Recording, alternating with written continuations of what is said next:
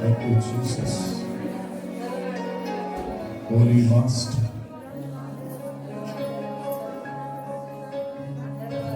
Jesus. Oh, Jesus.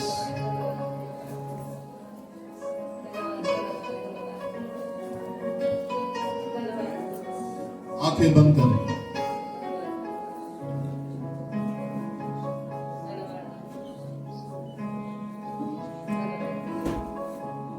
कोई चारागर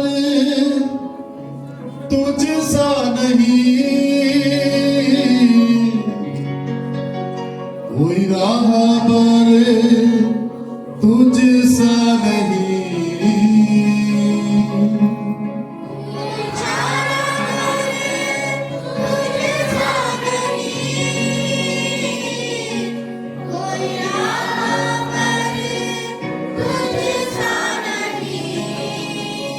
अपने हाथों को उठाए, बोले यीशु मसीह तू मेरा चंगा करने वाला परमेश्वर है। तेरे पीठ में कोड़े खाने से मुझे चंगाई मिली है राजा, तेरे अशांत होने से मुझे शांति मिली है राजा। तू कंगाल हो गया कि मैं धनवान हो गया।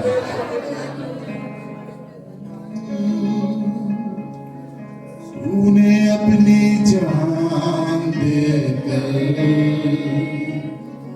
मेरी जिंदगी बचाई है।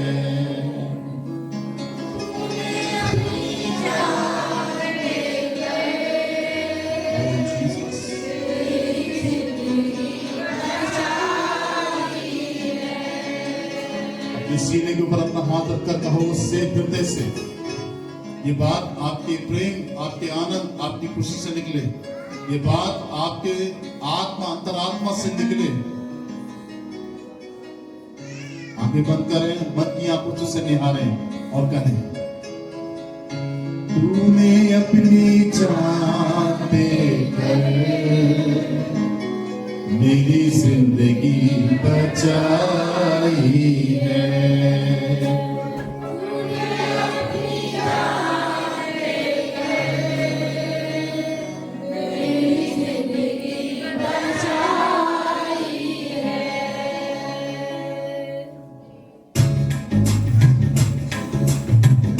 आंखें बंद कर रहे हैं।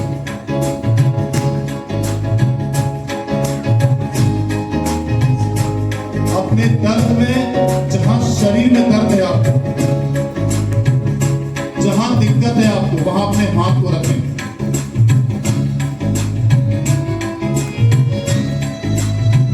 अगर आपको कम दिखता है अपनी आंखों को, अपने हाथों को अपनी आंखों में रखें। कम सुनते हैं, अपने हाथ को अपने कान पर रखें। जहां भी समस्या है, और जोर से इस गीत को मेरे साथ मिलकर गाएं।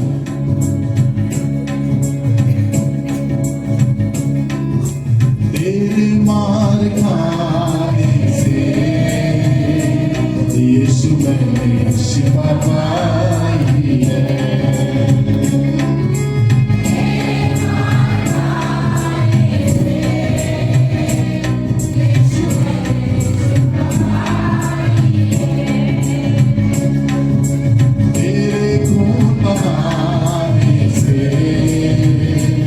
मेरी मुझको रिहाई है।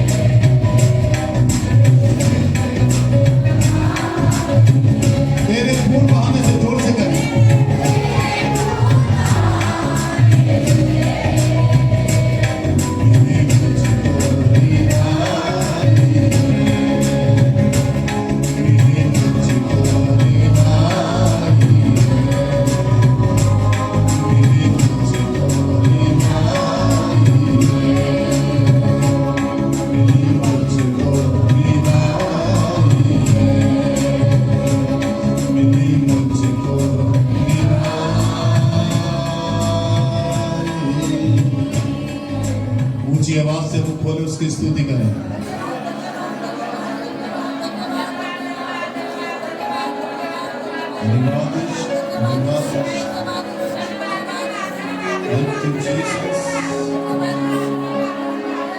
आपका वचन कहता है मसीह ने अपनी स्वतंत्रता के लिए हमें स्वतंत्र किया। हर एक को दुख, हर एक को पीड़ा, हर एक को बीमारी, हर एक को दुर्बलता, हर एक को कष्ट, हर एक को निर्बलता, हर एक को चिंता, हर एक को निराशा, हर एक को कर्जा, हर एक को हारा हुआपन, हर एक को हताशपन, हर एक वो जो प्रश्नवाचक चिन्ह मेरे जीवन में, हर एक को दुष्ट आत्मा, हर एक को जादू टोना, हर एक को टोना टोटका, हर एक को बंधवाई, हर एक को बीमारी, हर एक को श्राप, हर एक को आने वाला संकट, हर एक को आने वाली तकलीफें मेरे जीवन से, हमारे जीवन से आपने लेकर हमारे विधियों के लेख को कुलूसियों 2:14 के अनुसार आपने कलवरी क्रूस पर ठोक दिया। बोली मेरी सारी कमजोरियों को,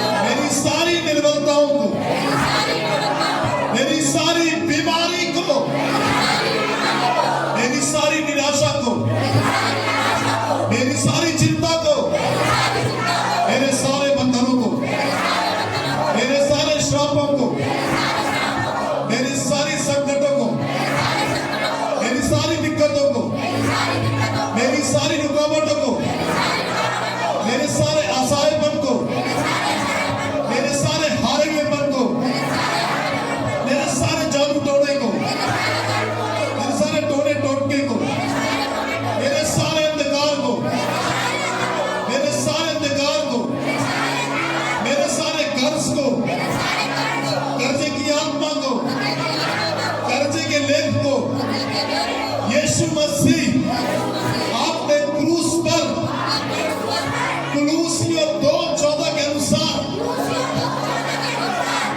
ठोक दिया है, ठोक दिया है। मैं आजाद हूं क्योंकि मसीह ने मुझे आजाद किया। घोषणा करो अपनी आजादी की, जोर से, जोर से रसौली की घोषणा करो। रसौली से आजाद हूं, गांठों से आजाद हूं। जोर से घोषणा करो, चिल्ला के।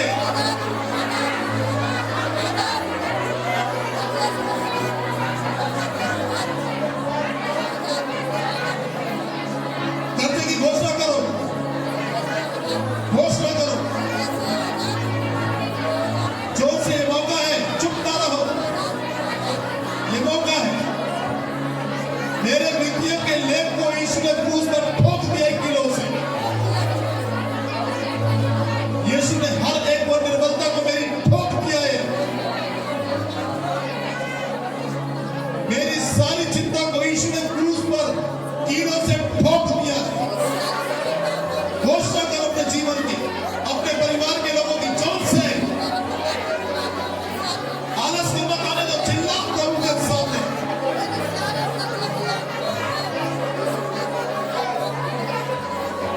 श्राप को ठोक दिया क्रूस पर, ठोक दिया कलवरी क्रूस पर। ये श्राप को ठोक दिया यीशु ने कलवरी क्रूस पर। श्राप को ठोक दिया कलवरी क्रूस पर।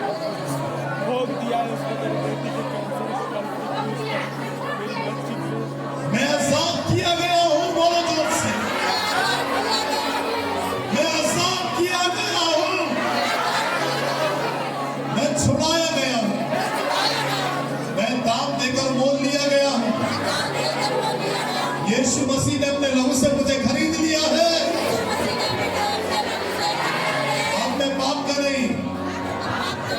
मैं बीमारी का नहीं, मेरा परिवार पाप का नहीं, मेरा परिवार बीमारी का नहीं, मेरा परिवार कर्जे का परिवार नहीं, मेरा परिवार चिंता का परिवार नहीं, निराशा का परिवार नहीं, आनंद का परिवार है।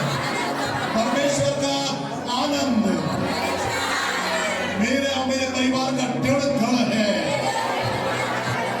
परमेश्वर का आनंद मेरे और मेरे परिवार का दृढ़ घर है। मैं माफ किया गया, मुझे माफी मिली है। यीशु ने मुझे माफी दी। मुझे कोई माफ नहीं कर रहा था, बोलो। यीशु ने मुझे माफी दी। यीशु ने माफ किया मुझे। अपने सीने पे हाथ को सीधा बोलो, यीशु ने मुझे माफ किया।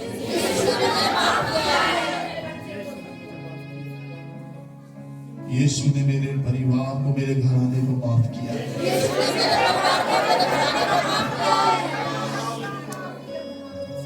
मुझे यीशु से माफी मिली है।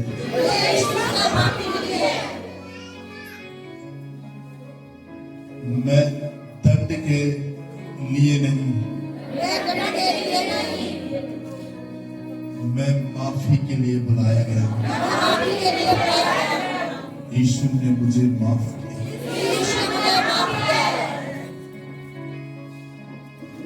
बहुत लोगों के घरों में माफी को उतारते हुए देख रहा हूं प्रभु।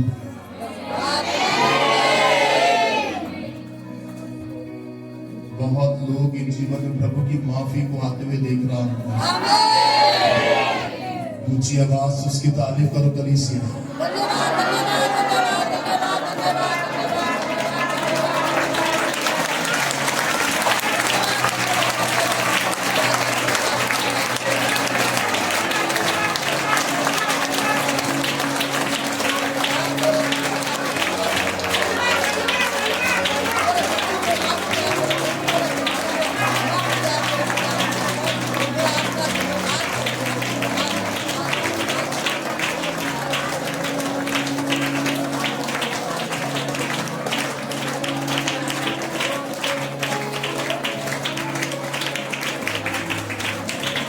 ऊंची आवाज से ताली बजा के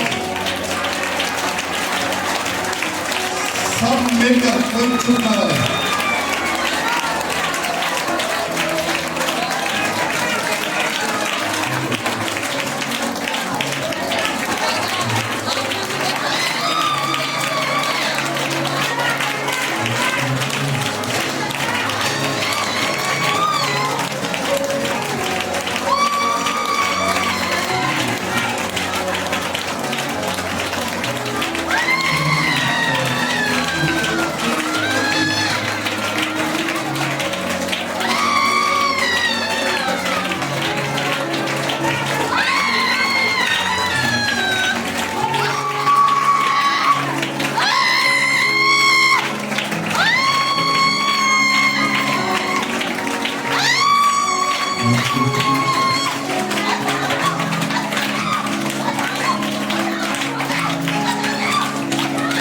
माफी, माफी, माफी, माफी।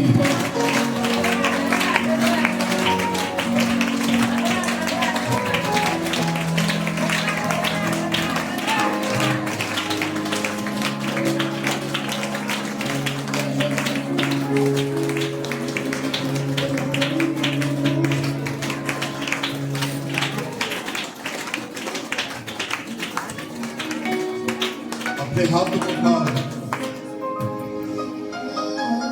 जोर से बोलो, मैं माफ कर दिया गया हूं।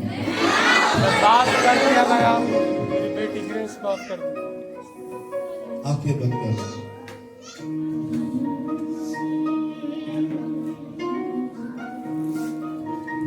Thank you Jesus. सिर्फ एक लाइन गाना है आपको, उसके बाद हम परमेश्वर के अद्भुत वचन में जाएंगे।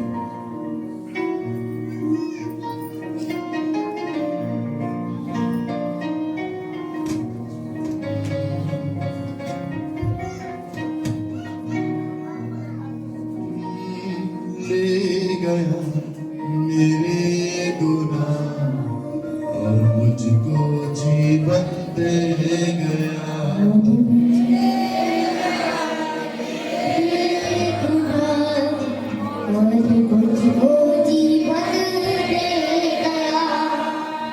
ले गया मेरे गुनाह और मुझको जीवन दे गया।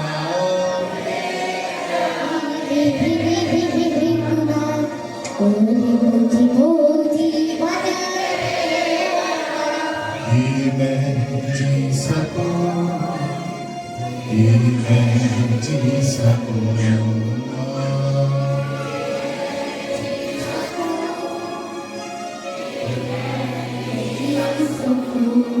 कि मैं जी सकूं, कि मैं जी सकूं। ले गया मेरे गुनाह और मुझको जीवन दे गया।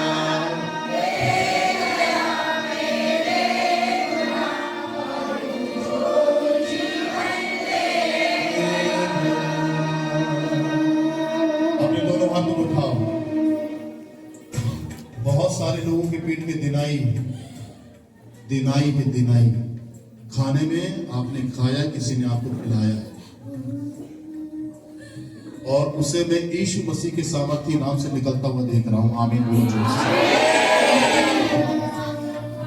आमीन आमीन। तैयारी रखो, भर जाओ उसकी सामर्थ से, भर जाओ उसके अभिषेक से, भर जाओ उसके प्रकाश से। ढेरों दिनाई, उल्टी, लूज मोशन के द्वारा परमेश्वर मुझे छुटकारा दिखाना है आपका।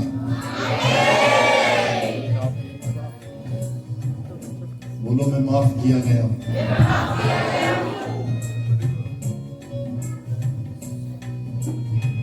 Thank you Jesus. उसकी प्रेजेंस है यहाँ पर, वो यहाँ पर खड़ा है। Thank you Jesus.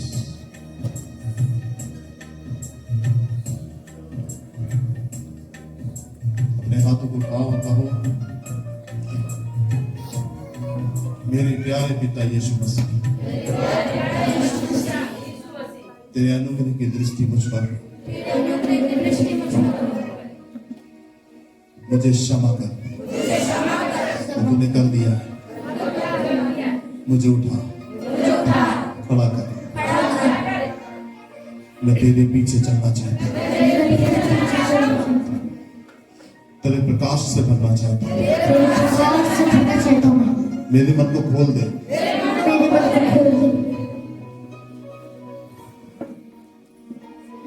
मैं एक समझ वाला व्यक्ति बनूं, मैं एक बुद्धिमान व्यक्ति बनूं, सुनने में मैं समझने पाऊं और देखने में मैं सीखने पाऊं। मेरे राजा मेरी अगुवाई कर। तेरा वचन मुख्य है, जिसके लिए मैं लापरवाह ना हूं। मुझे अपने वचन की समझ दे दे, मुझे सिखा, वचन को सिखा,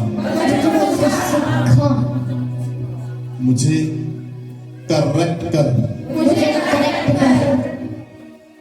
मुझे सिखा। मैं तेरे वचन को थाम ले पाऊं।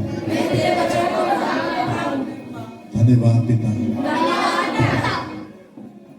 आपके प्रेम के लिए, यीशु मसीह के नाम से, आमीन।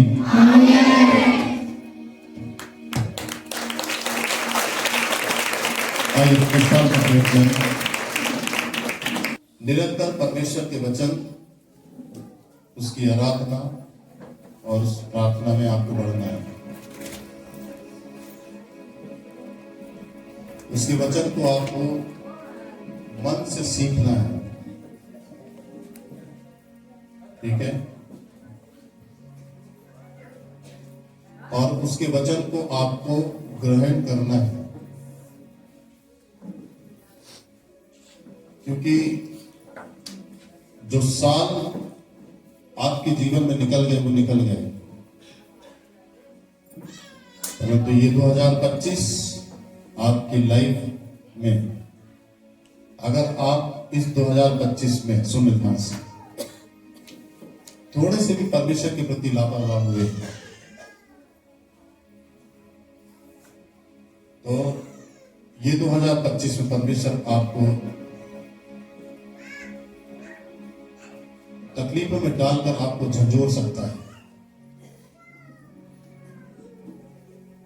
इसीलिए आपको बहुत सक्रिय और बहुत सावधान रहना है परमेश्वर को लेकर, उसके वचन को लेकर, और अपने व्यक्तिगत जीवन की आत्मिक लाइफ को लेकर आपको सावधान रहना है। जो आप जी लिए वो जी लिए, पर अब ये 2025 में आप परमेश्वर की मर्जी से जिएंगे। बोलिए आमीन।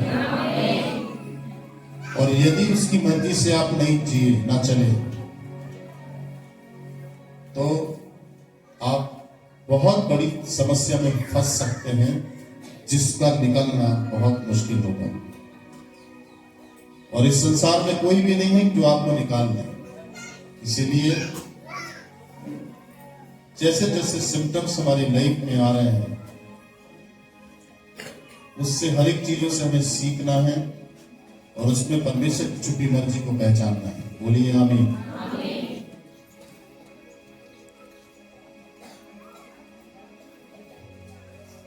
मेरे साथ आप निकालिए गलातियों की किताब, उसका 6 अध्याय,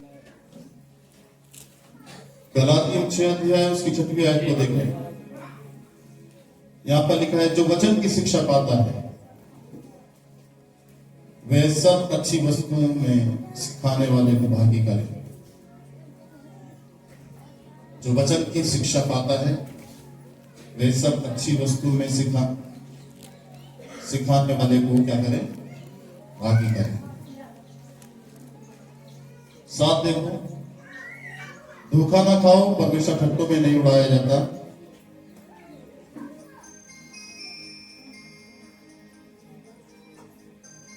बोलिए जोर से, धोखा ना खाओ, परमेश्वर ठट्टों में नहीं उड़ाया जाता।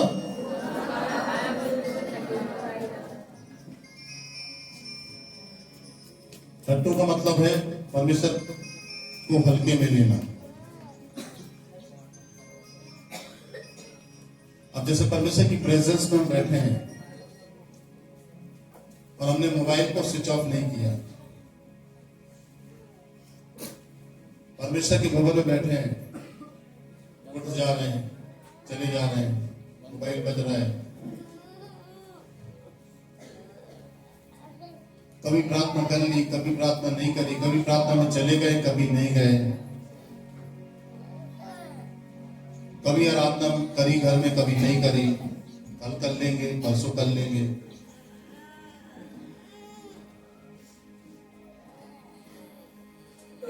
कभी वचन पढ़ा बाइबल में से, कभी वचन को नहीं पढ़ा, कल पढ़ लेंगे, कल नहीं पढ़ेंगे तो परसों पढ़ लेंगे, कब पढ़ेंगे।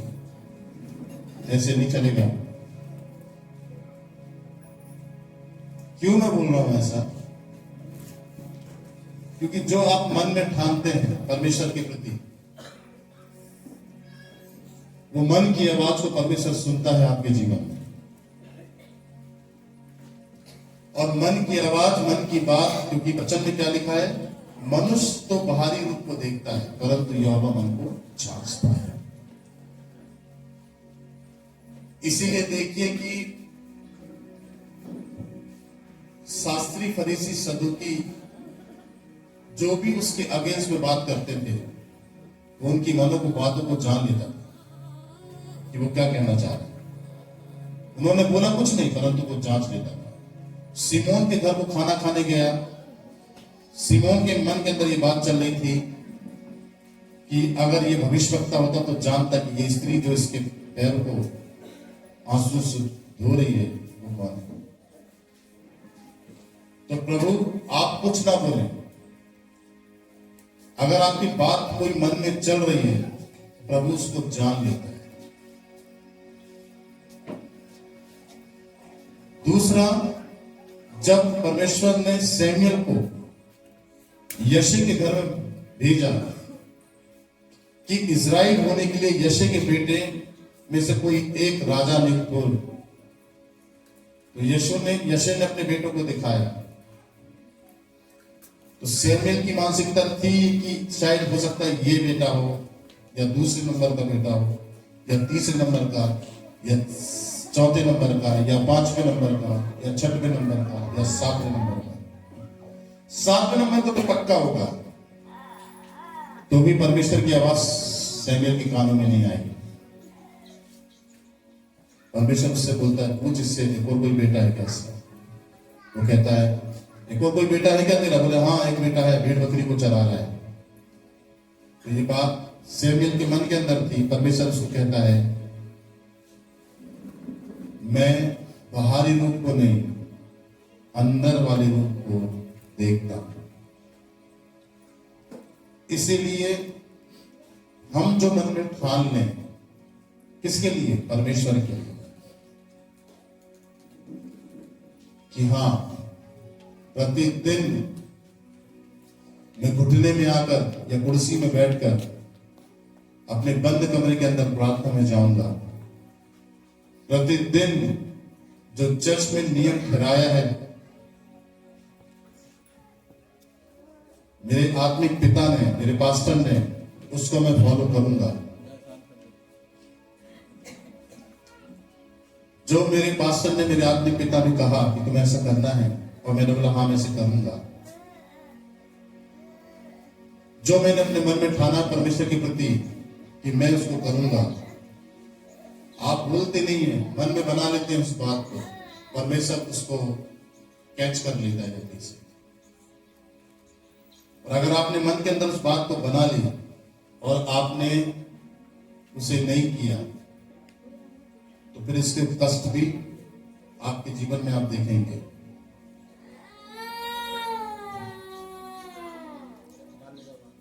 इसीलिए मेरे साथ आप निकालिए सबोपदेशक की किताब,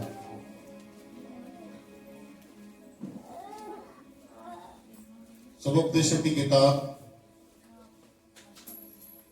उसका 5 अध्याय।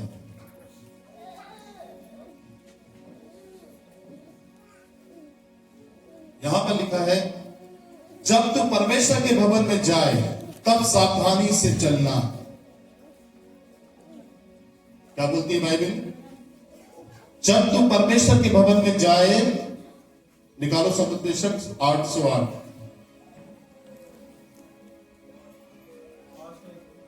पांच अध्याय।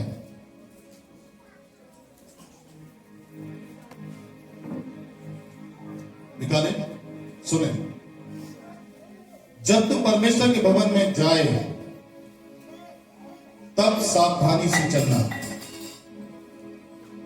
वचन कहता है, जब तू परमेश्वर के भवन में जाए तब सावधानी से चलना। अपनी चाल को देखना जब तू परमेश्वर के भवन में जाए। जब तू परमेश्वर के भवन में जाए तो अपने चालों चलन को ध्यान रख, अपने विचारों को देख, तू किस मानसिकता से परमेश्वर के भवन में आया है, आई है। क्या सोच है तेरी अंदर से परमेश्वर के भवन में आने की? तू क्या विचार रखता है, रखती है परमेश्वर के भवन में आने से? वो कहता है सावधानी से चलना। परमेश्वर के भवन में जब हम आते हैं तो उसके साथ सावधानी से चलना है। अपने आप की जांच पड़ताल करके, अपने जीवन की जांच पड़ताल करके, अपनी चौकसी करके, अपने विचारों की चौकसी करके, अपनी भावना, अपने मन की चौकसी करके परमेश्वर के भवन में चलना, उसकी उपस्थिति में रहना, उसके भवन में आना। और आगे लिखता है, सुनने के लिए समीप जाना। परमेश्वर की निकटता में जाना सुनने के लिए। इसीलिए सैमुएल जब बच्चा था तो परमेश्वर की निकटता में था, वो उसकी आशीष देखी। हन्ना जो उसकी मां थी, भवन में आई जब वो बांझ थी, और भवन में आकर वो प्रार्थना करती है परमेश्वर से। बोल कुछ नहीं रही थी वो, एली सामने बैठकर देखता है, उसकी आवाज नहीं निकल रही, परंतु उसकी प्रार्थना मन ही मन में चल रही है परमेश्वर से।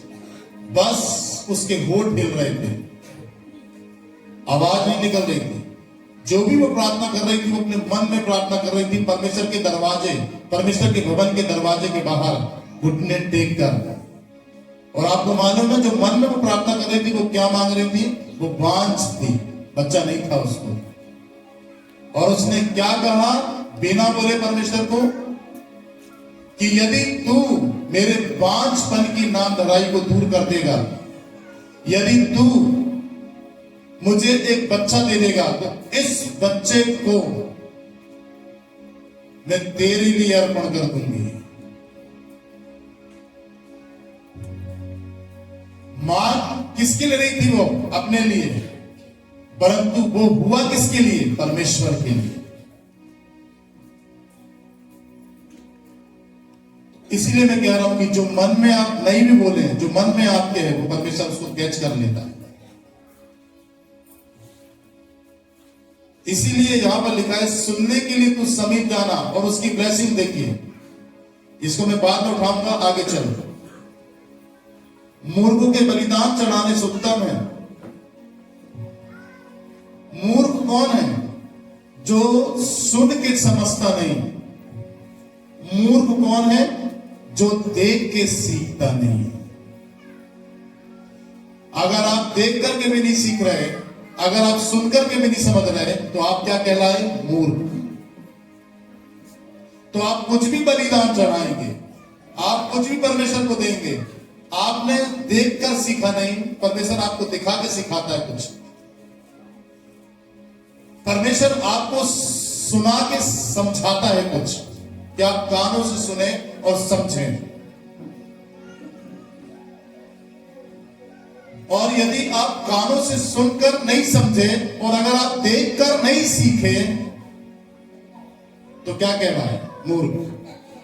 और फिर यदि आप कोई भी बलिदान परमेश्वर को चढ़ाते हैं, तो वो कहता है ये उत्तम नहीं होगा, क्योंकि जो परमेश्वर के पास सुनने के लिए करीब जाए और अपने चाल चलन को सावधानी से जांचे समझे, वो एक ना सीखने वाले व्यक्ति और ना सुनने वाली व्यक्ति की भेंट जो चढ़ाता है खुदा के भवन में, उससे उत्तम है। उत्तम किस चीज को परमेश्वर ने ठहराया? कि जो परमेश्वर की बातें सुने, अपने चाल चलन की चौकसी करे, सावधान रहे अपने जीवन के प्रति, वो बलिदान चढ़ाने से उत्तम ही बोलता है। आगे देखिए, क्योंकि वे नहीं जानते कि बुरा करते हैं। कहता है वे नहीं जानते कि बुरा करते हैं। और आगे देखिए, बातें करने में उतावली ना करना, और ना अपने मन में कोई बात उतावली से परमेश्वर के सामने निकालना, क्योंकि परमेश्वर स्वर्ग में है और तू पृथ्वी पर है, इसलिए तेरे वचन थोड़े ही हों। कुछ भी बोलना भावुकता में आकर, मैंने बोला इस दिन ये प्रेयर रखनी है आपको, और इस दिन आपको चर्च में आना है। आपने बोला हाँ भैया, मैं इस दिन चर्च में आऊंगा, इसमें से कितने टाइम। इसको मैंने नहीं सुना, इसको परमेश्वर ने सुन लिया, और उस दिन आप नहीं आए, तो ये कैसे बोल दिया आपने? उतावली से। कैसे बोल दिया आपने? उतावली से। कोई भी बात बोलना है, कोई भी कमिटमेंट करना है परमेश्वर से, सावधानी से करना है कि आप क्या बोल रहे हैं। कोई भी बात मुंह से निकालना है, सावधानी से निकालना है। वो 2024, 2023, 21, 22 नहीं है जो आप कर दिए, परंतु इस 2025 से लेकर आप जो शुरू हुआ है परमेश्वर का काम बारीकी से दुनिया के अंदर, इसको बहुत गंभीरता से अपने जीवन में आपको उतारना है कि कोई भी बात अब आप हल्के में नहीं करेंगे परमेश्वर के साथ। कोई भी बात आपकी हल्के में नहीं होगी, कोई भी कमिटमेंट आपका परमेश्वर के साथ हल्के में नहीं होगा। दुनिया की तरफ जो कमिटमेंट आपने किया है उसको परमेश्वर के लिए पूरा करना है आपको, उसके लिए कोई भी आपको हानि उठाना पड़े।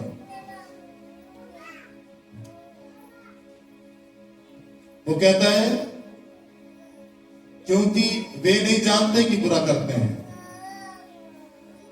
उतावली से वही व्यक्ति बोलेगा जो उसके मन में भरा है। बड़बड़िया वही होगा जो उसके मन में भरा है। इस बात का ध्यान रखना है, अपने जीवन अच्छे से बातें करने में उतावली ना करना, और ना अपने मन में कोई बात उतावली से परमेश्वर के सामने निकालना।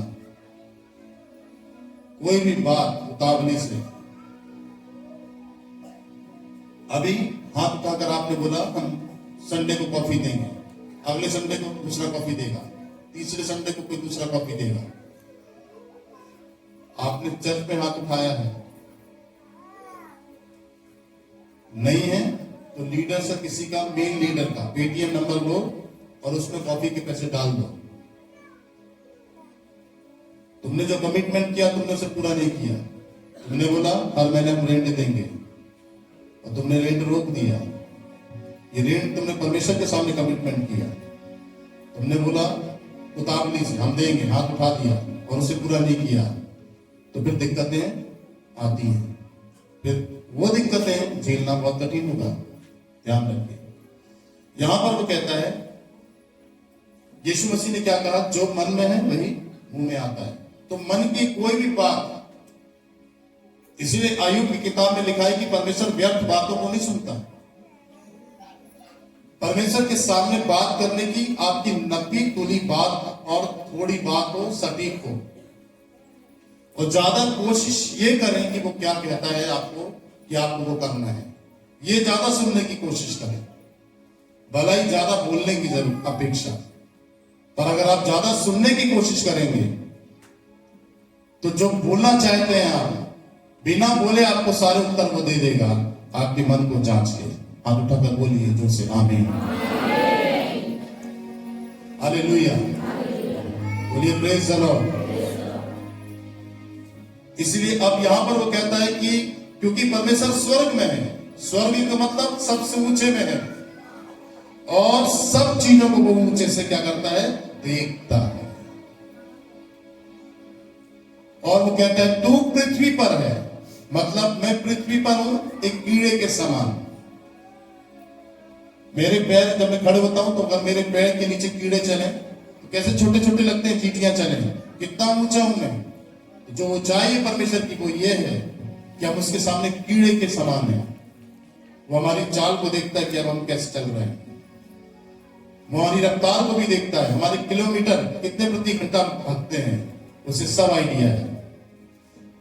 तो यहां पर वो कहता है कि वो स्वर्ग में है और तू पृथ्वी पर है।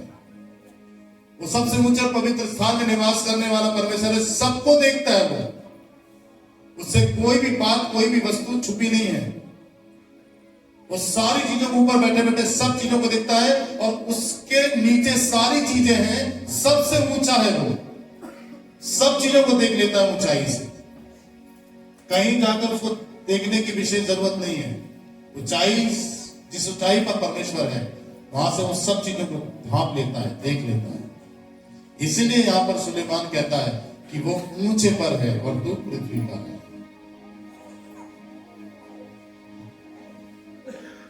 आगे देखिए,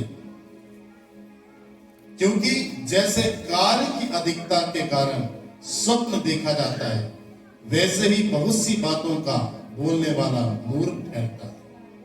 समझ गए आप? मालूम है आपको ये समस्या है, मालूम है ये दिक्कत है आप, जो आप जानते भी नहीं है वो सब पता है आप परमेश्वर को। बोलिए आमीन, बोलिए हालेलुया।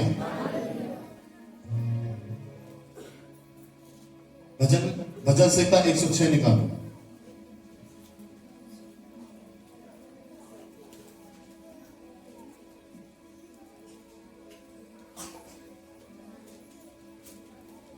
भजन संहिता 106 उसकी 33 आयत को निकालो। 33 भजन संहिता 106 33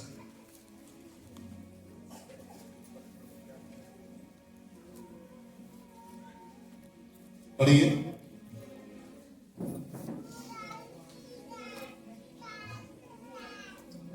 भजन संहिता 106 उसका 33 आयत को पढ़ रहा हूं मैं, सुने। क्योंकि उन्होंने उसकी आत्मा से बलवा किया, तब मूसा बिना सोचे बोल उठा। किसने उसकी आत्मा से बलवा किया? इजराइलियों ने। किससे बलवा किया? परमेश्वर से, परमेश्वर की आत्मा से बलवा किया। और आगे लिखा है तब मूसा बिना सोचे बोल उठा। क्या बोल दिया मूसा ने? क्या बोल रहे थे इजराइली? इजराइली कह रहे थे पानी चाहिए, उनको प्यास लग रही है और पानी नहीं है। मूसा परमेश्वर के पास भाग के जाता है। मूसा कहता है चल ठीक है, वो चट्टान है, वहां जाओ और चट्टान से बातें करना, पानी निकलेगा वहां से। मूसा अब लोगों के पास आता है, परमेश्वर ने आज्ञा दे दी कि जा चट्टान में और चट्टान से बातें करना। अब मूसा लोगों के पास आके मालूम है क्या कहता है? निर्गमन में मूसा कहता है क्या अब हमको तुम्हारे लिए पानी निकालना पड़ेगा? जबकि परमेश्वर ने उनको बोला कि तू बात करना, चट्टान से पानी निकलेगा। मूसा कौन है निकालने वाला? तो ये बात कैसे कह दिया उसने? परमेश्वर ने मूसा को क्या बोला? जा चट्टान में के बात कर, वहां से पानी निकलेगा। अब वो इजराइलियों के पास आया, इजराइलियों के पास आकर बोलता है क्या अब हमें तुम्हारे लिए पानी निकालना पड़ेगा? तू क्यों निकालेगा पानी? वो तो बोल रहा है बात कर, चट्टान से पानी निकलेगा। तूने ऐसा क्यों कहा? ये शब्द हो गए उतावली से। तो परमेश्वर मूसा को साइड में बुलाता है, बोला साइड में। बोले क्या गुरु? बोले तू कनान देश जा नहीं पाएगा। ब्रेक, जो आशीष तेरे लिए रखी थी मैंने, तू नहीं पा सकता उसको। कितना गिड़गिड़ाया, माफ कर दे, गलती हो गई, नहीं, डन हो गया ये। इसीलिए कोई भी कमिटमेंट, कुछ भी बोलना परमेश्वर के आगे, 2024 में तो बोल लिया, सहन कर लिया उसने, अब नहीं चलेगा। एक एक चीज को सुधार रहा है परमेश्वर के अंदर। नहीं सुधरे तो हमारी आदतों पे, हमारे व्यवहार पर हमको छोड़ देगा और वो ज्यादा दर्दनायक होगा हमारे लिए। बोलिए हालेलुया। एक और वचन निकाले, भजन संहिता 116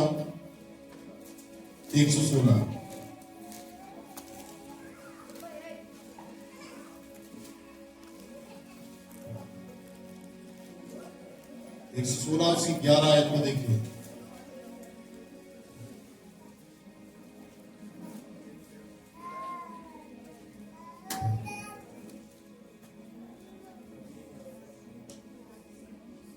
यहां पर लिखा है 11, मैंने उतावली से कहा सब मनुष्य झूठे हैं।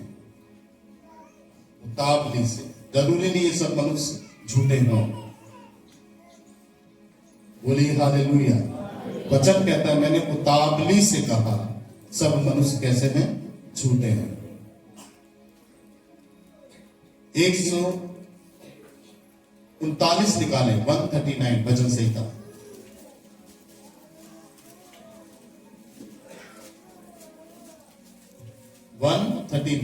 देखिए,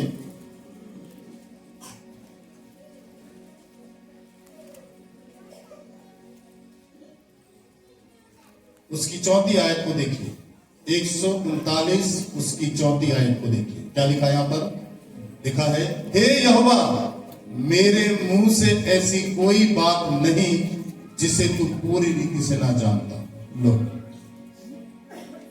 मेरे मुंह से ऐसी कोई सी बात नहीं जिसे तू पूरी रीति से ना जानता हो। बोलिए हालेलुया, बोलिए प्रेज द लॉर्ड। अब आ जाइए शबोपदेशक की किताब, उसके 5 अध्याय।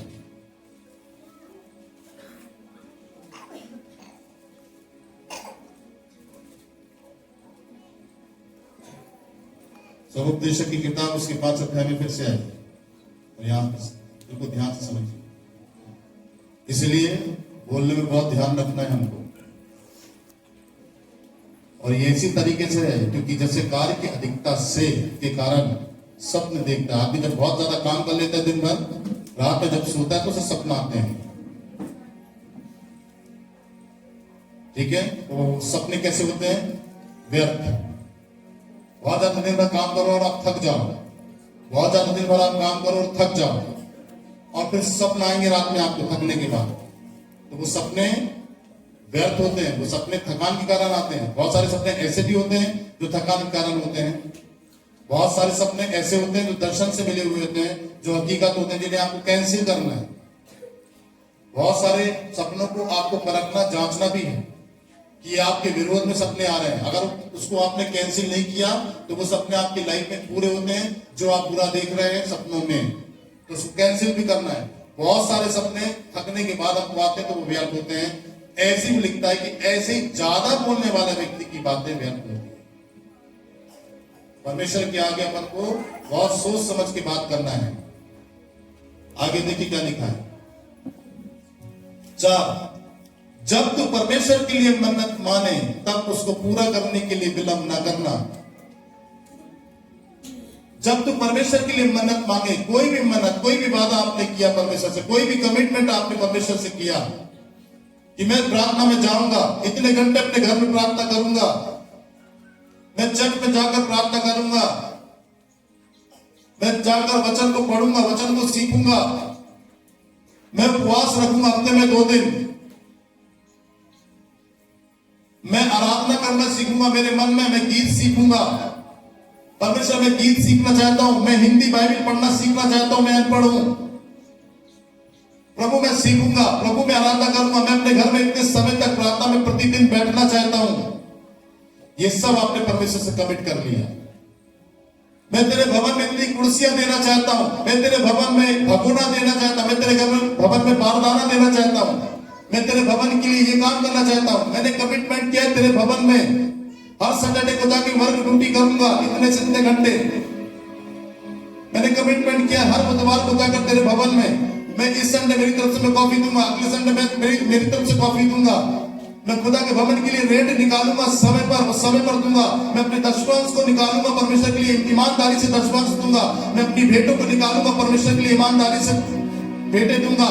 ये सारा कमिटमेंट है, ये मन्नतें हैं, आपने मान ली और आपने उसे पूरा नहीं किया।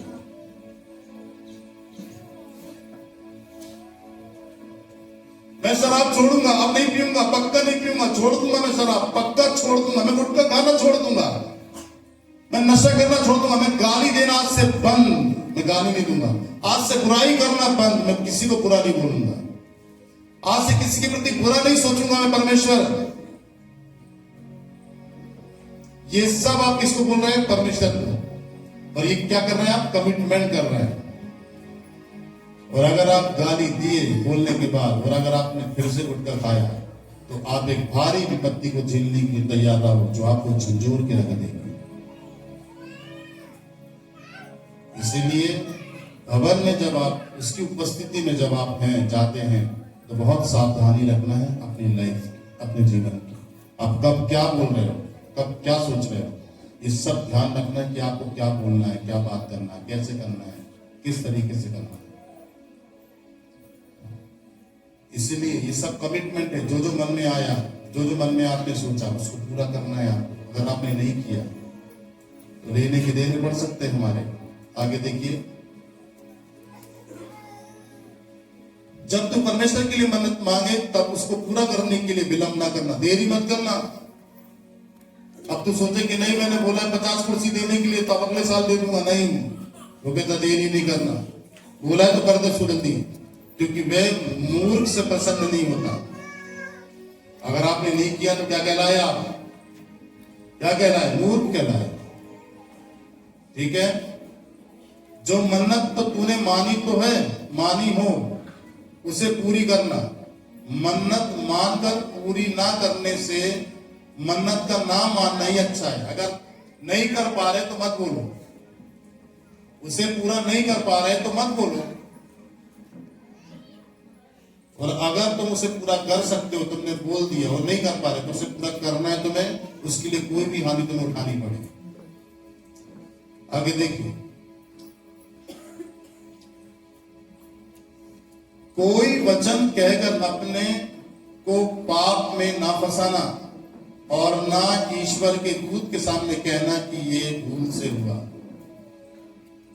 परमेश्वर क्यों तेरा बोल सुनकर अप्रसन्न हो और तेरे हाथ के कार्यों को नष्ट करे। ऐसी कौन सी बात अगर आप कर दें परमेश्वर क्या हो जाए? अप्रसन्न, दुखी हो जाए आपकी बात से और आपके कामों को आशीष देने के बजाय नष्ट कर दे आशीष में परमेश्वर, और नहीं मिले वो आपको। इसीलिए बहुत सावधानी से इस साल आपको जीना है परमेश्वर के साथ, उसके वचन को पूरा करने के लिए।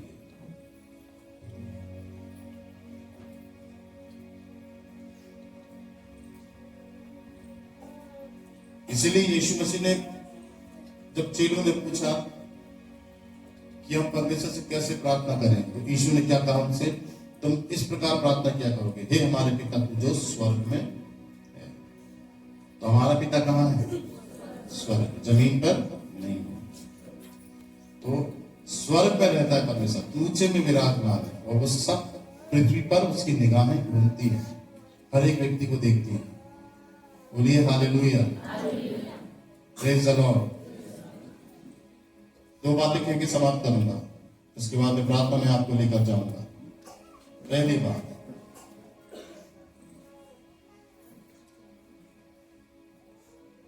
अपन को बिल्कुल न्यूट्रल होना है परमेश्वर के साथ, बिल्कुल न्यूट्रल। परमेश्वर के साथ बिल्कुल नम्रता से जुड़ना है। अपन को परमेश्वर के साथ बिल्कुल दीन होना है। दो व्यक्ति थे, मंदिर में दुआ करने आते हैं। एक पापी व्यक्ति था और एक धर्मी व्यक्ति था। परमेश्वर को कैसे देखना चाहता, दोनों के चरित्र को उसने बताया। एक व्यक्ति जब आया, चुंगी लेने वाला था, वो कहता है, हे परमेश्वर, सर उठा के परमेश्वर की ओर देखकर, मैं तो तेरे को, तेरे लिए भेंट है मेरे लिए, मैं प्रार्थना करता हूं, उपवास रखता हूं, अपना दशवांश तुझे समय पे देता हूं। और वो व्यक्ति बाजू में पड़ा था, जो उसने परमेश्वर को देखना भी नहीं चाहा, नीचे मुंडी करके केवल वो कहता है, हे परमेश्वर, एक पापी मनुष्य, मैं पापी हूं प्रभु, मैंने पाप किया। इसलिए यीशु मसीह ने कुछ कुछ बातें कही कि ऐसे लोग जो चौराहे पर खड़े होकर के जोर जोर से प्रार्थना करते हैं, चौगट्टे पे खड़े होकर जोर जोर से प्रार्थना करते हैं शब्दों से, क्या सही में उनकी प्रार्थना सुन ली गई? नहीं। क्या सही में वो परमेश्वर में है? नहीं। शास्त्री फरीसी सदुकी क्या करते थे? अपने आप को दिखाते थे। वो परमेश्वर की महिमा को प्रकट नहीं करते थे, वो अपनी महिमा को प्रकट करते थे परमेश्वर लोगों के सामने, कि लोग उन्हें समझें, लोग उन्हें जाने, यह बहुत धर्मी व्यक्ति है, ये बहुत पवित्र व्यक्ति है। तो शास्त्री फरीसी सदुकी ऐसा अपने आप को रिप्रेजेंट करते थे लोगों के सामने, और दूसरे को तुच्छ समझते थे। तो यीशु कहता है, वो दो व्यक्ति आए प्रार्थना में। किसकी प्रार्थना को यीशु ने सुना? जिसने नम्र होकर ये बोला, प्रभु मैं पापी हूं, मुझे माफ कर दे। उसकी प्रार्थना को प्रभु ने सुना, उसके शब्दों को प्रभु ने सुना। बोलिए हालेलुया। उसने स्वर्ग की ओर देखना भी नहीं चाहा, बस अपने आप को न्यूट्रल कर दिया परमेश्वर के आगे, नम्र कर दिया, और कुछ भी बोलना नहीं चाहा उसे। और दूसरी महत्वपूर्ण बात, भवन से यदि या मैंने आपको कुछ काम दिए हैं, मैंने आपको कोई चीज बोली है और आपने बोला कि हाँ मैं उसे करूंगा, उसे मैंने नहीं परमेश्वर ने आपको बोला है। कोई भी चर्च में काम मैं सौंपता हूं, कोई भी काम मैं चर्च के अंदर करवाता हूं, बिना पवित्र आत्मा की अगुवाई के नहीं।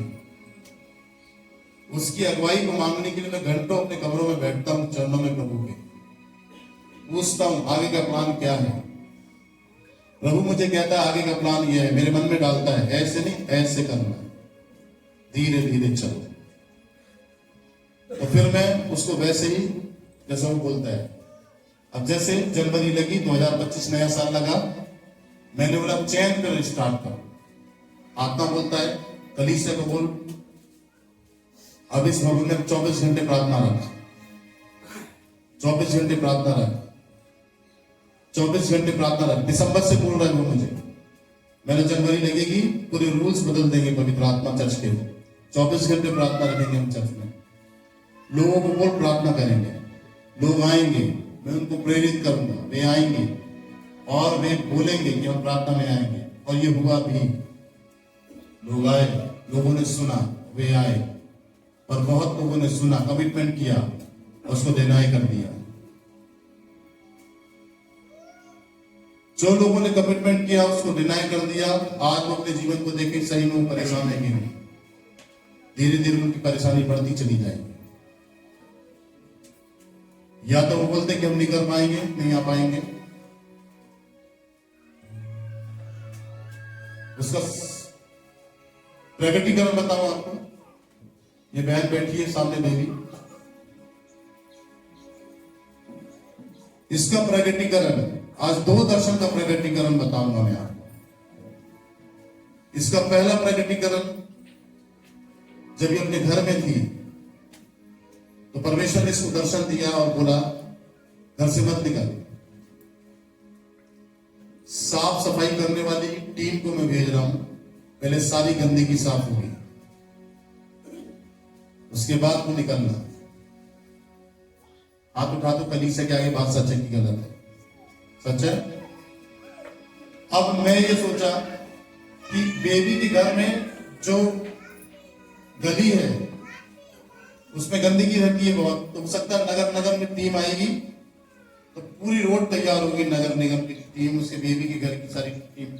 मैं 3 दिन से यही सोच रहा उसके दर्शन, मैं नहीं समझ पा रहा।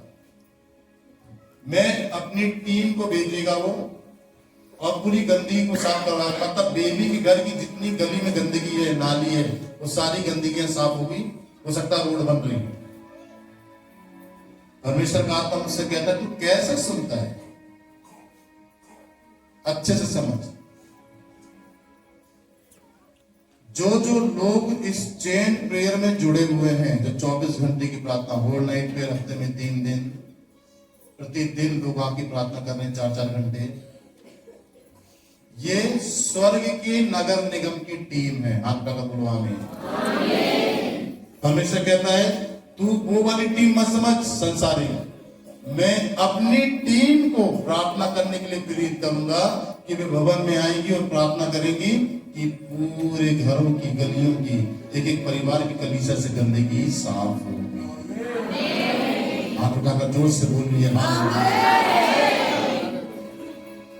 तो परमेश्वर ने प्रार्थना करने वाली टीम को निर्धारित कर रहा हूं सियोन मिनिस्ट्री में कि अब आप प्रार्थना में आए और हर एक बात के लिए प्रार्थना करें ताकि सारी गंदगी एक एक घर से निकले।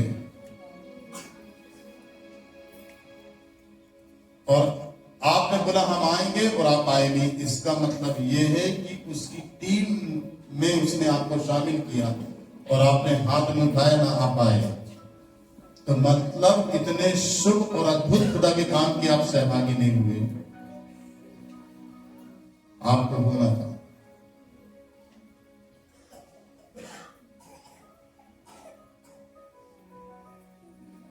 मंगलवार कि फर्स्ट फुल नाइट प्रेयर के लिए हाथ उठाए, कौन कौन है ऊंचा? मंगलवार की फुल नाइट प्रेयर। आशा दीदी, रघुवीर भैया, राजकुमारी, राम बेटी, राम औरत।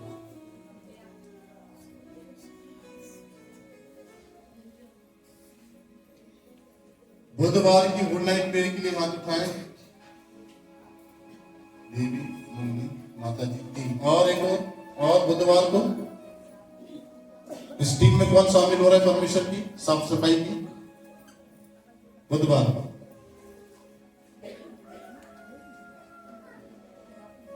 बृहस्पतिवार को गुड नाइट प्रेयर की कौन टीम तैयार हो रही है?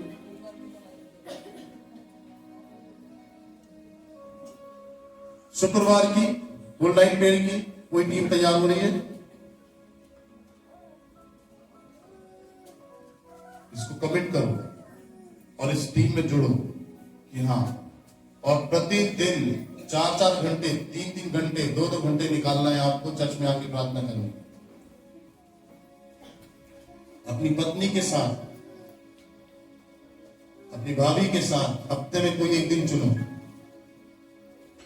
कि मैं अपनी पत्नी पूजा के साथ, अपने भाई की पत्नी भाई के साथ चर्च में वेदी में आकर 2 घंटे 3 घंटे प्रार्थना करके जाऊंगा। हफ्ते में एक दिन चुन के बताओ, मुझे जल्दी लिखवाओ। परमेश्वर ने तेरे लिए बड़े काम किए हैं, तुझे खुदा ने आशीष किया। तेरा चेहरा देख, तो पहले का चेहरा देख। अभी वीडियो जो बनाया है तुम्हारा डिलीवरेंस का, तो तुम उल्टी कर रही थी वहां पे, उसका चेहरा देखना और अब चेहरा देखना। तुम्हारे चेहरे में ग्रेस दिख रहा है खुदा का। अब हफ्ते में एक दिन 4 घंटे निकालना तुम्हें खुदा के एकल में आके प्रार्थना करना। कोई भी एक दिन चुनो, या तो पूरी रात दो, दिन में नहीं आ सकते, रात में 10 बजे से दो, सुबह 5 बजे तक यहाँ रहना है, या नहीं तो हफ्ते में एक दिन समय निकालो और प्रभु को दो। अब ये धीरज बताए और आप बताओ, अलग अलग आना है दोनों एक साथ में। तो ऐसे करके परमेश्वर ने बताया कि ऐसे चुन लोगों कि वे आए और भवन में प्रार्थना करें। जिन जिन को उसने चुना, जो लोग प्रार्थना करने आ रहे हैं, वे चर्च को कुछ दे रहे हैं। जो लोग आ रहे हैं वो प्रार्थना कर रहे हैं, वो चर्च को कुछ दे रहे हैं, परिवारों को कुछ दे रहे हैं। अगर आप चर्च पे आ रहे हैं और आपके द्वारा चर्च आशीषित नहीं हुआ, आपने चर्च को कुछ नहीं दिया, तो आप क्या कहलाए? निकम्मे। क्या कहलाए? जोर से बोलो। तो निकम्मे बने रहेंगे क्या? कि काम करने वाले व्यक्ति होंगे? निकम्मे का मतलब किसी काम करने। चर्च में जब आप आते हैं तो चर्च को फायदा होना चाहिए आपसे। ये प्रभु की देह है और प्रभु की देह आपके द्वारा उन्नति पाना चाहिए। ये यीशु की देह है कलीसिया, जिसमें आप बैठे, आप सब देह है मसीह की। कोई अंगूठा है तो कोई उंगली है, तो कोई बीच वाली उंगली है, तो कोई आखिरी वाली उंगली है, कोई पैर है, कोई पैर वाली उंगली है, कोई सर है, कोई कान है। ये सब मसीह की देह है। यहाँ पूरी देह उन्नति होना चाहिए। जैसे हम अपनी देह की रक्षा करते हैं, उन्नति करते हैं, नहाते हैं, तेल मलते हैं, क्रीम लगाते हैं, अपने शरीर को अच्छा रखते हैं, गर्म रखते हैं ठंड में, ऐसी मसीह की देह को भी हमको उन्नति देना है हर बात में। और अगर आज हम परमेश्वर के साथ उसके भवन में कंधे से कंधा मिला के अगर काम नहीं कर पाए, तो पूरा सिस्टम मेरी लाइफ का फेल है। मैं कहीं भी इस्तेमाल नहीं किया जाऊंगा यदि प्रेयर में इस्तेमाल नहीं किया गया। धनराशि बहुत बड़ी बात नहीं है, ऑफरिंग दशवांश बहुत बड़ी बात नहीं है। वो उगा लेता कहीं से भी, किसी को भी बोल देगा जाके देखे यार, बोलिए हालेलुया। पर आपको एक शेड्यूल तैयार करना है प्रार्थना का अपनी कलीसिया में आकर। अब आप बोलोगे मैं घर में कर लूंगा, वो कहता उसने मना किया है, सब यहीं आएंगे यही करेंगे प्रार्थना। इसका मतलब समझिए, जब वो मंदिर के फाटक के बाहर बैठी और घुटने टेकी उसका मुंह चल रहा था, मन में चल रही थी प्रार्थना उसकी। एली नहीं समझ पाया कि वो क्या कह रही है, परमेश्वर समझ गया वो क्या कह रही है और वो उठ के चली गई। एली उसको बुलाता, सुन, क्या तू पी क्या ये क्या इससे पहले के कुछ बोल नहीं रही, बड़ा कर रही है, कुछ नहीं बोली उसने। नहीं, क्या मांगी मालूम उसने बोली मेरे बांझपन को दूर कर दे, मैं बांझ हूं, मेरी नाम धराई है, मुझे बच्चा चाहिए। और सुनो उसका प्रेम, पर जो बच्चा मुझे चाहिए ना, इतने समय के बाद वो बच्चा मैं तुझे को ही दे दूंगी। मेरे जीवन से दाग तो मिट जाएगा कि मैं बांझ ही थी, मैं नहीं रखूंगी बच्चे को अपने पास। तू मेरी कोख को खोल दे, जो बच्चा होगा मेरी कोख में पलेगा, मेरे पेट से बाहर आएगा, वो बच्चे को मैं तुझे ही दे दूंगी, बस मेरी ये नाम धराई मिटा दे। उसने प्रार्थना की और कमिटमेंट किया, मन्नत मांगी परमेश्वर से, और परमेश्वर ने उसकी कोख को खोल दिया और उसे गर्भ में बच्चा आ गया। बोलिए हालेलुया। और जब उसकी गर्भ में बच्चा आया, बड़ा हुआ, उसने उसका नाम सैमुएल रखा। दूध पिलाई, पति आया, अरे तूने कमिटमेंट किया है परमेश्वर से, बच्चे को तू रखू, बोली लायक तो बना दूं मैं थोड़ा सा परमेश्वर के लिए उसको। दूध पिला पिला के, खाना खिला खिला के उसको धीरे धीरे बड़ा किया। जब वो खड़ा हुआ, चलने लगा, बोलने लगा, समझदार हो गया, 3 साल का, 4 साल का, 5 साल का जब वो हो गया, सोई उसने उठाया और ले गई परमेश्वर के भवन में। ये जो मैंने मन्नत मांगी थी, इसे आज भी पूरी कर रहे हैं, ये ले, एक अच्छी भेंट करके परमेश्वर को उसने अर्पण किया। अब परमेश्वर के भवन में दूध कौन पिलाए उसको, बाल को उसके बड़ा कौन करे, पोटी करेगा, साफ कौन करे, इस सब से उसने मुक्त करके परमेश्वर को एक अच्छी भेंट दी। उसकी सारी गंदी को साफ करना, उसको बड़ा करना, इस लायक बनाना कि आपको खुद जाकर बाहर जाकर पोटी करके आ जाए, साफ सफाई कर ले, इस लायक बनाकर उसने एक ऐसी भेंट को परमेश्वर के लिए तैयार किया और देकर आई। एक ही बेटा दिया और उसने मन्नत मांगी थी खुदा से कि अगर तू मुझे देगा तो मैं तुझे ही दे दूंगी। और उसका नतीजा देखो क्या हुआ। जब वो परमेश्वर के समीप उसको रख दी उसने, और जब वो परमेश्वर के समीप गया तो जो आवाज एली को आनी थी, वो आवाज एली को ना करके उसके बेटे उसकी हन्ना के बेटे सैमुएल को आवाज आई, डायरेक्ट परमेश्वर की, सैमुएल सैमुएल। वो एली के पास भागता है, आपने मुझे बुलाया? नहीं बेटे, मैंने तुझे नहीं बुलाया। तो फिर आवाज कैसे आई? बोले चल जा, सो जा। कहां पे सो रहा था मालूम? वेदी में, परमेश्वर की उपस्थिति में छोड़ के गई थी उसकी मां ने। फिर आवाज आई, सैमुएल सैमुएल। फिर उठता, भागता है एली के पास, तूने मुझे बुलाया? ए मेरे बेटे, मैंने तुझे नहीं बुलाया, चल जा, फिर से जा, सो जा। फिर तीसरी आवाज आती है, सैमुएल सैमुएल। फिर उठ के जाता है, फिर बोलता है अब तो तूने मुझे पक्का बुलाया है। एली समझ जाता है, बोले नहीं, इसको परमेश्वर की आवाज आ रही है, जा जा जा जा जा जा जा जा जा, सो जा भाई। अगर अब आवाज आए ना तो बोलना हाँ प्रभु क्या आज्ञा। एली समझ जाता है, जाता है वेदी में, फिर से लेट जाता है, फिर आवाज आती है सैमुएल। फिर वहीं घुटने टेकता है, बोलता हाँ प्रभु, वो तेरा दास सुनता है, क्या आज्ञा है। फिर परमेश्वर अपने दिल की बात सैमुएल से करता है, और इज़राइल का सबसे मेन और सबसे बड़ा भविष्यवक्ता बनता है, बड़ा होकर वो जोरदार ताली बजाएं। आपकी उत्तम भेंट जो आप परमेश्वर से कमिटमेंट करें, आपका टाइम जो आप परमेश्वर से कमिटमेंट करें, कितना आगे के लिए आशीष का कारण बन सकता है आपको नहीं मालूम। आपको नहीं मालूम कि आप 4 घंटे यहां पर बैठेंगे, क्या बदलाव प्रार्थना से। आपको नहीं मालूम जो आप परमेश्वर को देते हैं, जो भेंट आप परमेश्वर को चढ़ाते हैं, जो सपोर्ट आप परमेश्वर को करते हैं, उससे क्या आशीष लोगों के जीवन में आएगी। परमेश्वर की उपस्थिति में आके जो कमिटमेंट करना, वो कमिटमेंट से आप क्या परमेश्वर करवाएगा, उससे आपकी भेंट से परमेश्वर क्या करवा रहा है, आपके भेंट से परमेश्वर क्या करवा रहा है, आपकी सपोर्ट से परमेश्वर क्या करना चाह रहा है। आपको नहीं मालूम, नहीं बताएगा वो, तो भविष्य जानता है। जो आप आज करेंगे उसके लिए वो भविष्य आपको दिखाई देगा। जोर से बोलिए हालेलुया।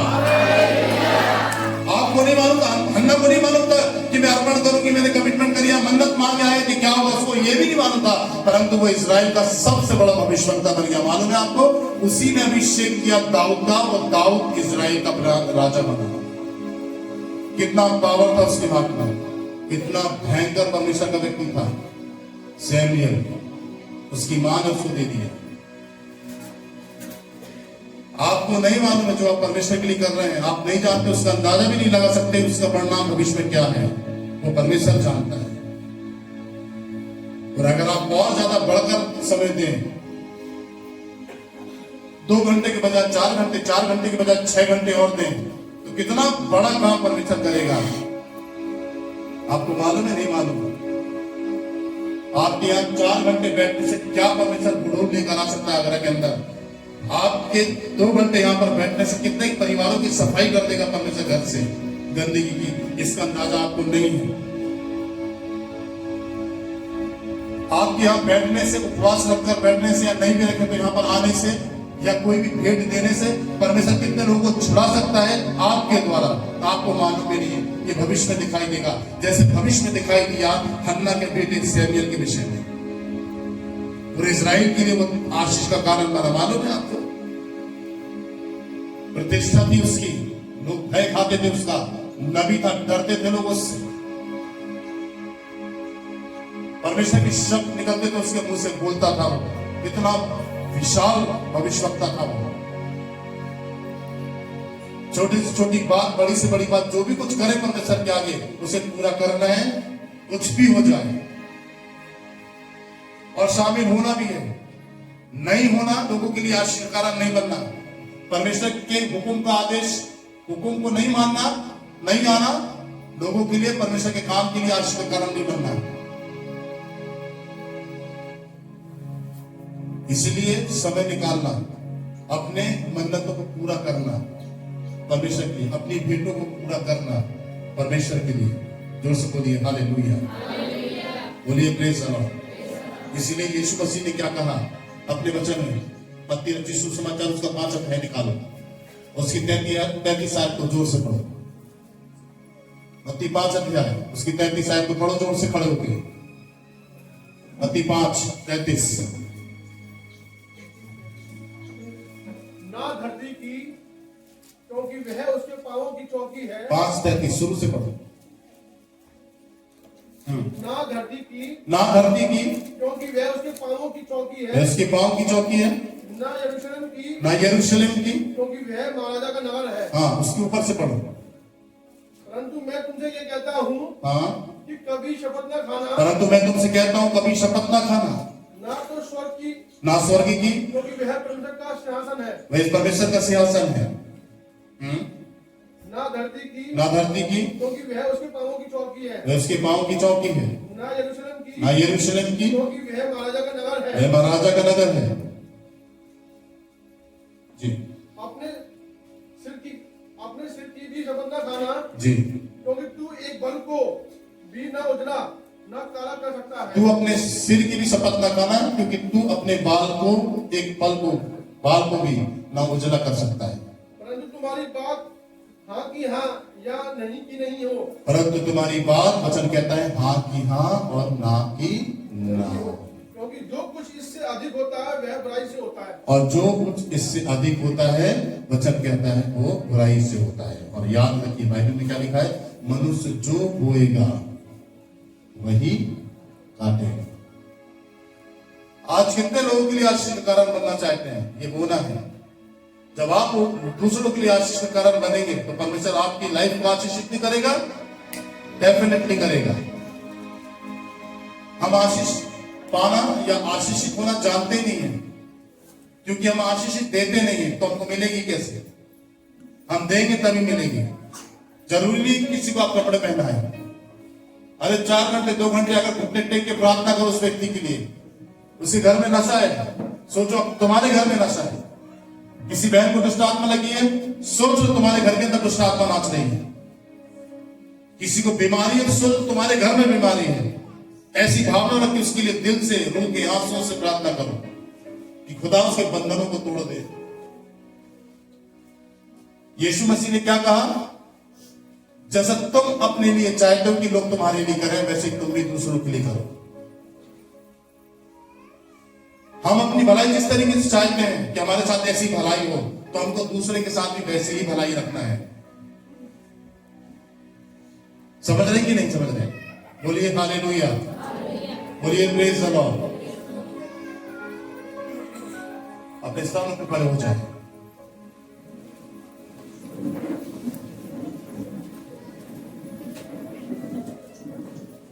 अपनी आंखें बंद करें।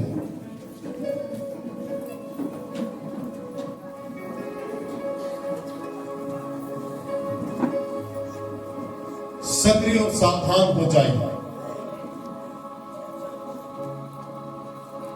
बिल्कुल भी गिरा हुआ, आलस से भरा, झूठ बोलने वाला मन, धोखा देने वाला मन,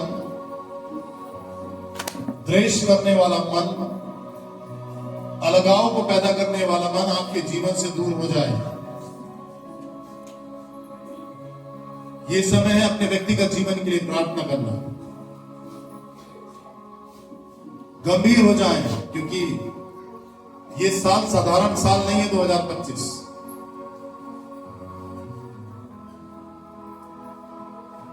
ये साल आपकी लाइफ को झंझोर के रख देगा। ये वो साल है। कैलिफोर्निया में आग लगाकर परमेश्वर ने बता दिया सबको कि मजाक में और हल्के में मत लेना उसको। दुनिया पूरी सावधान हो गई है, जो मसीह में है वो जान गए इस बात को। इसीलिए परमेश्वर मेरे मन के अंदर की सारी मूर्खता को निकाले, मुझे बुद्धिमान बनाए, मैं समझदार विश्वासी कहलाऊं परमेश्वर का। मैं समझदार विश्वासी कहलाऊं परमेश्वर का। मेरे अंदर से समझ प्रकट हो, मैं समझदार बनूं, समझदारी की बात करूं परमेश्वर के वचन की, और मेरी बात हाँ की हाँ और ना की ना हो परमेश्वर के साथ। मैंने जो जो कमिटमेंट परमेश्वर के साथ किए हैं वो पूरे होंगे, मैं पूरा करूंगा उसे, और नहीं किए तो कोई बात नहीं, करना चाहता हूं तो करें और उसे करें। जो जो वायदा आपने परमेश्वर से किया, जो जो कमिटमेंट आपके मन में चला कि परमेश्वर के साथ बैठूंगा, प्रार्थना में समय बिताऊंगा, वचन पढ़ूंगा, चर्च में रेगुलर जाऊंगा, हर रविवार को मैंने मन में ठाना है मैं नशा छोड़ूंगा, मैं गुटखा नहीं खाऊंगा। मैंने छोड़ दिया मतलब छोड़ दिया। मैंने नशा शराब पीना छोड़ दिया मतलब छोड़ दिया। मैंने गाली बकना, मैंने बुरा करना, मैंने बुराई करना बंद कर दिया मतलब कर दिया। नहीं करूंगा, नहीं करूंगा। मैं पूरी रीति से बदलूंगा परमेश्वर के लिए, और एक ऐसा पात्र बनूंगा जो इस्तेमाल किया, आदर का पात्र होगा, जो इस्तेमाल किया जाएगा परमेश्वर के हाथ से। हाथ उठाकर बोलो आमीन। बोलो मैं ऐसा पात्र बनूंगा जिसे परमेश्वर अपने हाथों से इस्तेमाल करे। अपने दोनों हाथों को उठाओ, बोलो हे परमेश्वर, मुझे कमिटमेंट करने के लिए तैयार कर कि मैं तेरी कलीसिया के लिए, शहर के लिए, संसार के लिए, लोगों के लिए खास तौर से आशीष का कारण बनना चाहता हूं।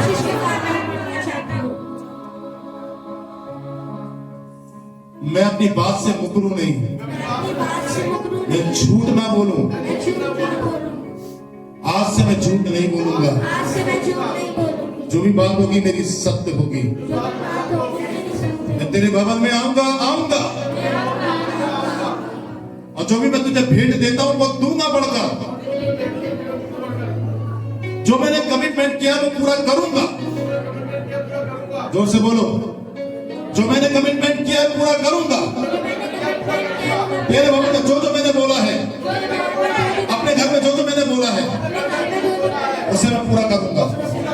देर नहीं, मुझे तैयार कर, क्योंकि मैं एक बड़ी आशीष को देखता हूं हन्ना के बेटे शैमुएल के जीवन में। इतनी बड़ी आशीष जो हन्ना ने भी कभी सोचा नहीं होगा, जो आप मेरे जीवन में करने जा रहे हैं। जोर से ताली बजाइए उसके लिए, जोर से।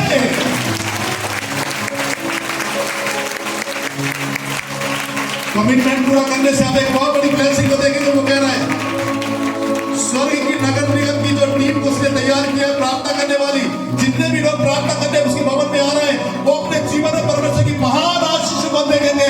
हाथ मगर ग्रहण करो इसे जोर से, फिर से ग्रहण करो। मैं अपने जीवन में महान काम को परमेश्वर के देखेंगे। जो जो लोगों ने कमिटमेंट किया है भवन में आने का, प्रार्थना करने का, उसकी टीम में शामिल हुए। परमेश्वर ने टीम बनाई आगरा के लिए, विश्वासी परिवारों के लिए, हमारी कलीसिया के लिए परमेश्वर ने टीम गठित करी है और वो टीम आगे प्रार्थना कर रही है। और वो टीम अपने जीवन में एक एक बच्चा, बुजुर्ग, जवान जो आ रहा है, वो परमेश्वर के महान आशीषों को अपने जीवन में देखेगा। बोलो आमीन। अपने दोनों हाथ उठाओ और बोलो मैं इसे ग्रहण करता हूं कि मैं तेरे बड़े काम को देखूंगा अपने शहर के अंदर, अपनी कलीसिया में। जोर से बोलो मैं इसे ग्रहण करता हूं। यीशु, यीशु मुझे तैयार कर। कहीं भी तेरे लायक बनूं मैं तेरी सेवा में, कहीं भी मुझे अपनी सेवा के लायक बना। अभी तक मैंने कमिटमेंट नहीं किया है, अभी तक मैंने प्रार्थना के लिए हाथ नहीं उठाया है। मैं भी प्रार्थना में शामिल होऊंगा प्रभु। मैं भी समय निकाल कर तेरे भवन में आके प्रार्थना करूंगा कि तेरी बड़ी ब्लेसिंग को मैं देखने पाऊं भविष्य में। जोर से बोलो, तेरी बड़ी ब्लेसिंग को मैं अपने जीवन में देखने पाऊं। जोर से आमीन बोलो। बरकतें आपकी कलीसिया। जोरदार ताली बजाओ इसकी महिमा के लिए। जितनी ताकत हो हाथ में लगा दो आज।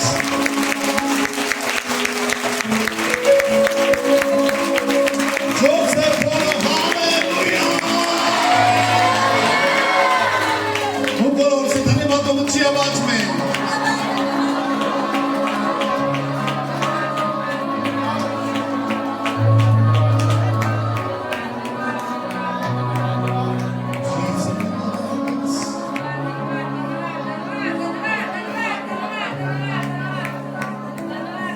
ऊंची आवाज से, ऊंची आवाज से धन्यवाद दे।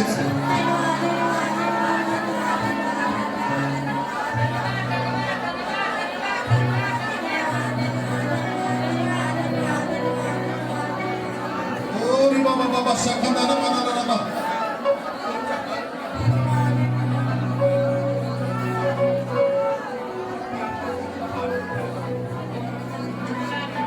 ऊंची आवाज से, चुप न रहे, शरीर को हावी मत होने दें। परमेश्वर आपके जीवन में बड़े छुटकारे को ला रहा है। आमीन बोलो जोर से।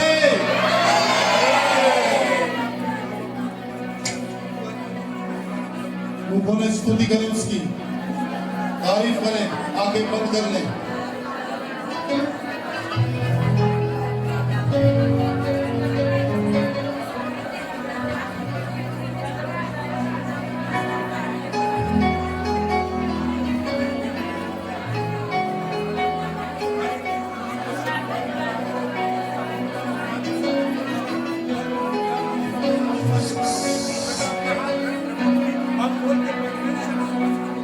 अपनी समझ से चलकर फल कुछ भी ना आए, यीशु कहे तब डालो, फिर जाल भर जाए, फिर जाल भर जाए, फिर जाल भर जाए।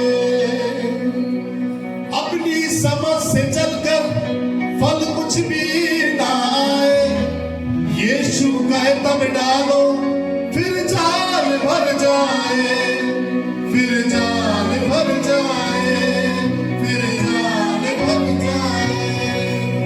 आज यीशु कह रहा है आपको प्रार्थना में आने के लिए कि आपको उस आशीषों से भर दे। जब पतरस उसने कहा बीच में चलो जाल डाल, और उसने वैसे ही कहा, वैसे ही किया, उसकी नाव आशीषों से भर गई। अगर आज आप यीशु की आवाज सुनकर मानते हैं तो आपका जीवन और आपका परिवार आशीषों से भरेगा। जोर से आमीन बोलो, आशीषें आपकी हैं।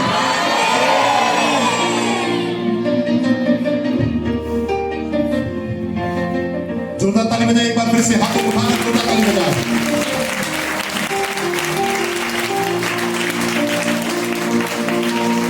जीसस है मेरे भाइयों, याद को बांध लो, दृढ़ हो जाओ और ये जान लो। बोलिए, मेरे भाइयों, ये आपको बांध लो, दृढ़ हो जाओ और ये जान लो।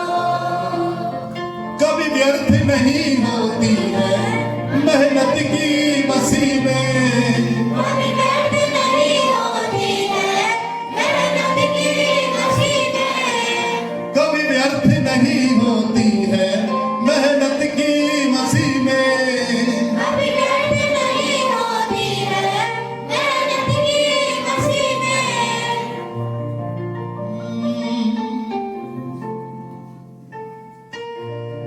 अपनी आंखें बंद करें और तैयार करें अपने मन को।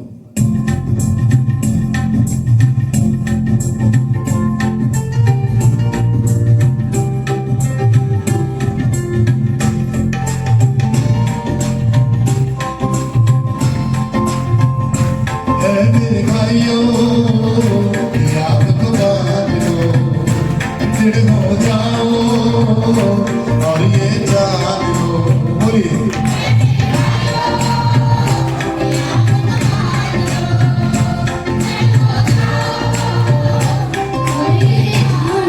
एक साथ, है मेरी बहनों, याद को बांध लो, दृढ़ हो जाओ और ये जान लो।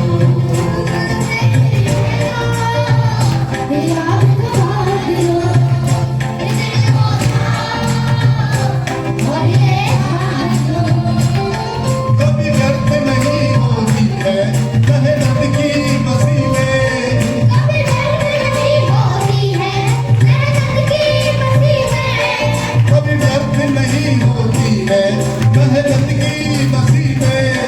कभी व्यर्थ नहीं होती है मेहनत की मसीह में। है मेरी बहनों, याद को बांध लो, दृढ़ हो जाओ और ये जान लो। बोलिए, मेरी बहनों, याद को बांध लो, दृढ़ हो जाओ और ये जान लो। ताली बजा के एक साथ।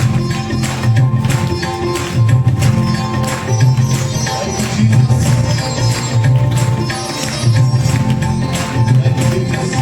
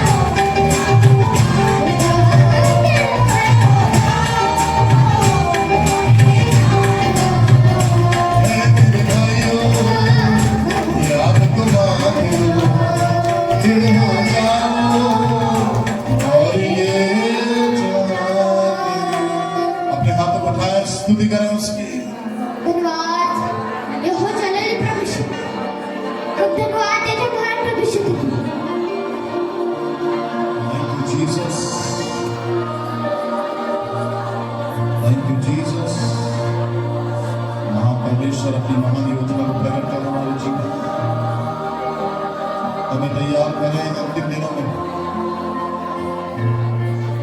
कि आपके लिए बहुत सा फल लाने वाले बन जाएं, आपके लिए बहुत सा फल लाने वाले बन जाएं।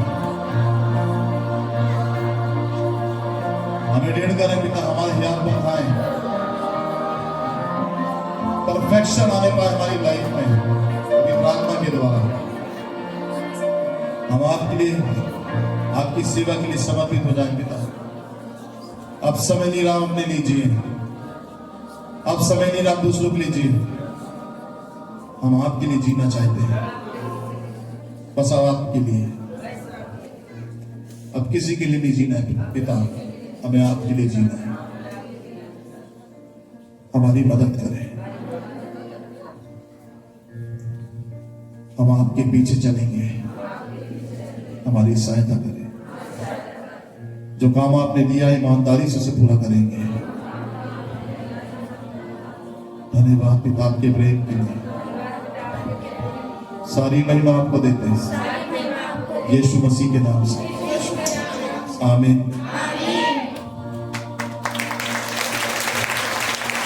अपने स्थान पर बैठो।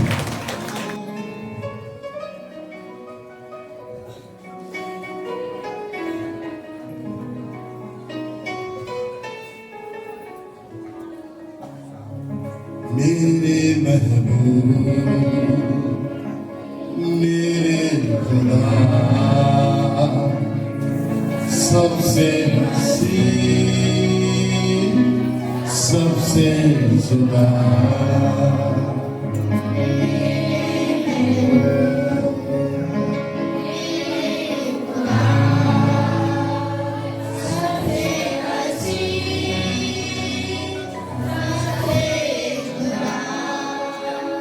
मेरे महबूब मेरे खुदा सबसे हसीन सबसे जुदा। बोले गलीसिया,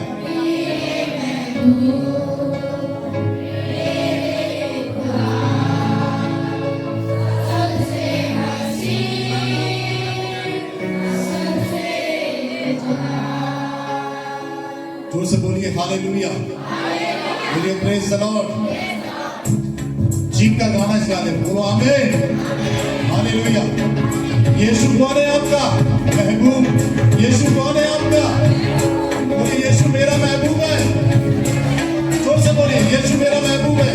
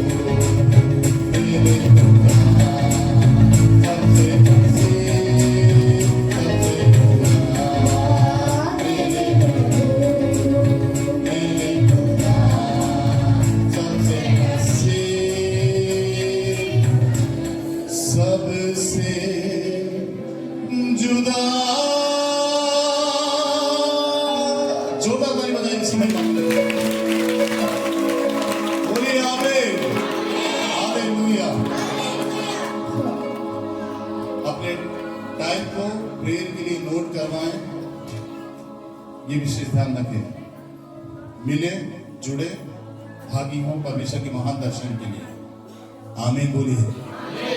आइए इस भेंट के लिए नीलम के साथ दुआ में जाएंगे। परमेश्वर की दासी आपके लिए आशीष को मांगेगी, इसे आपको स्वीकार करना है।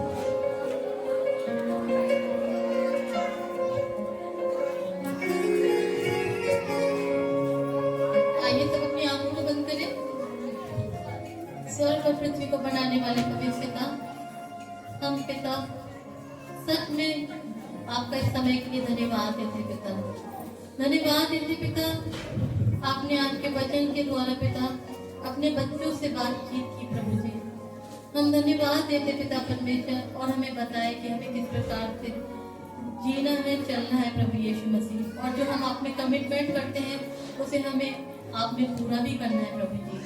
पिता परमेश्वर, अपने प्रत्येक वचन के द्वारा पिता परमेश्वर हमारे जीवनों को, हमारी जिंदगियों को झंझोड़ दिया प्रभु जी। हम धन्यवाद देते पिता परमेश्वर, ये वचन का बीज हम में से प्रत्येक के जीवनों में 100 गुना फल लाने पाए प्रभु जी। पिता आप महान है, आप महान है, सामर्थ्य अनुग्रहकारी है प्रभु जी। हम धन्यवाद देते हैं और धन्यवाद देते हैं भेंट के लिए प्रभु यीशु मसीह। पिता आपके बच्चों ने जो अपने हाथों को बढ़ाए प्रभु यीशु मसीह, एक एक की कमाई में पिता हम आपकी बड़ी ब्लेसिंग को चाहते पिता।